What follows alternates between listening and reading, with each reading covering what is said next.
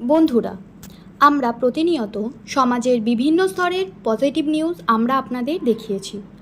আজও আমরা একজন সফল পরিশ্রমী কৃষকের কৃষিকাজ সম্পর্কে জানব। আজ আমরা এসেছি উচ্চগ্রামে একজন সফল কৃষক চন্দ্রশেখর দাদার জমিতে। তিনি এই বছর শশা চাষ করেছেন। শেখরবাবু বিভিন্ন সময় বিভিন্ন ধরনের চাষ করে থাকেন, কিন্তু এই বছরে তিনি অনেকটা জমিতে দেশি শশা লাগিয়ে লাভবান হয়েছেন। সকাল থেকে সন্ধে পর্যন্ত তিনি এই শশা গাছের পরিচর্যা ও শশা তোলার কাজে নিযুক্ত থাকেন। শেখরবাবুর এই শশা সন্ধ্যের সময় ট্রাকলোড হয়, চলে যায় কলকাতা ও শিয়ালদহের বিভিন্ন বাজারে। বর্তমান সময়ে কৃষিকাজ করেও যে প্রতিষ্ঠিত হওয়া যায়, শেখরবাবু তার উদাহরণ। আমরা একবার কথা বলে নেব এই সফল কৃষকের সঙ্গে। নমস্কার শেখরবাবু, আপনাকে আমাদের চ্যানেলে আসার জন্য ধন্যবাদ। নমস্কার।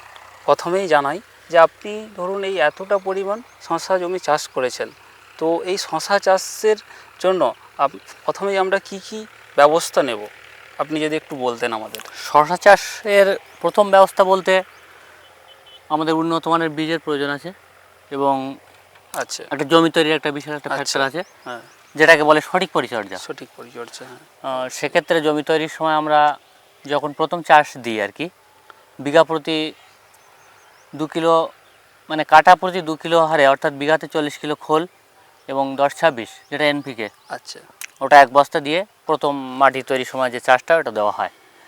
এবং মাটি তৈরির পরে আমরা 2 হাত করে একটা করে ভ্যালি করি, মানে 2 হাত করে ডিফারেন্সে। আচ্ছা, আচ্ছা, এবং ওই ভ্যালিতে প্রত্যেক 2 ফুটের মাথায় একটা করে খুবি তৈরি করা হয়। আচ্ছা, এবং সেক্ষেত্রে সেই খুবিতে কিছু পরিমাণ জৈব সার এবং অল্প, মানে কত গ্রাম, হয়তো 10 গ্রাম হারে, মানে 10-26 দিয়ে আমরা ওটা ভালো করে ম্যাট করে চারা রোপণ করি।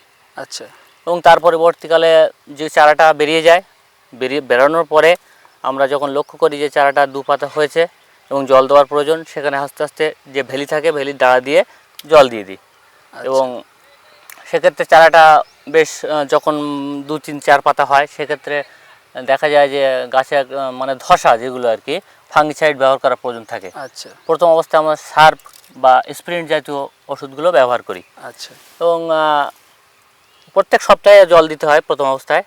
এবং জল দেওয়ার পর দেখা যায় চারাটা যখন 4 পাতা 5 পাতা অবস্থায় আসে, সেক্ষেত্রে আমরা ধসার জন্য সপ্তাহখানেক বাদেই কেবিওটপ জাতীয় ওষুধ ব্যবহার করি।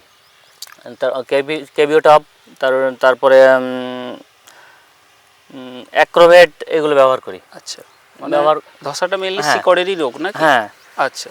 এবং ধসাটা অলরেডি প্রত্যেক সপ্তাহে এবং 10 দিন পর পর ব্যবহার করতে হয়, নাহলে গাছের ফলনটা ভালো থাকে না। এবং অন্য ক্ষেত্রে সাদামাছির একটা আক্রমণ দেখা যায়, ওটা প্রায় প্রত্যেক সপ্তাহে স্প্রেটা করলে ভালো হয়। আচ্ছা, ধরুন এই চাষে কতদিন পর ধরুন আমার শশা ফলন স্টার্ট হয়? এটা মোটামুটি 45 থেকে 50 দিনের মধ্যে 50 ফলন আরম্ভ হয়ে যায়। আচ্ছা, আমি কোন ধরনের শশাটা বেশি মানে চাষ করলে আমার সুবিধা? ধরুন অনেকে ভাড়ার মধ্যে শশা করে, আর অনেকটা মানে মাটির মধ্যে থাকে, তো কোন শশাটা আমার বেশি উপকৃত? মাটির মধ্যে শশা করলে ফলনটা বেশি পাওয়া যায়। আচ্ছা। এবং সেক্ষেত্রে একটা, যেমন ফলনটা বেশি পাওয়া যায়, অসুবিধা একটা আছে, তোলাটা একটা বিশাল ফ্যাক্টর, একটু কষ্ট হয়, লেবারের বেশি প্রয়োজন হয়। আচ্ছা। কিন্তু এখানে শশাটা অনেক বেশি ফলন পাওয়া যায়। আচ্ছা, আপনি যে ধরুন এই মানে প্রায় 10 বিঘে মতো শশা চাষ করেছেন, তো এর মধ্যে মানে আপনার লেবার কত লাগে রোজ, বা আপনি নিজেই বাড়িতেই করেন? লেবার বলতে এতটা জমি তো নিজে তোলা সম্ভব নয়। আচ্ছা। সেক্ষেত্রে আপনার লেবার বলতে বিকাল 2টোর পর থেকে লেবার আসে। আচ্ছা। তো বিঘা প্রতি মোটামুটি 5টা করে লেবার লাগে। আচ্ছা, ধরুন মানে শুধু কি তোলার জন্যই লাগে, না ধরুন এই শশার মধ্যে বিভিন্ন তো আগাছা হতে পারে? না, এগুলো আগাছার জন্য নিকাশের কোনো ব্যবস্থা করার প্রয়োজন হয় না। আচ্ছা, মানে ধরুন আপনার এই যে শশা তোলা হচ্ছে, এই শশা আপনি কোন বাজারে বিক্রি করেন? এগুলো আমরা এখানে তুলে এই রাস্তায়, এখানে প্রত্যেকটা কাটা বসে, ওই কাটাতে নিয়ে যাই। নিয়ে যাওয়ার পর এগুলো ডাইরেক্ট কলকাতা চলে যায়।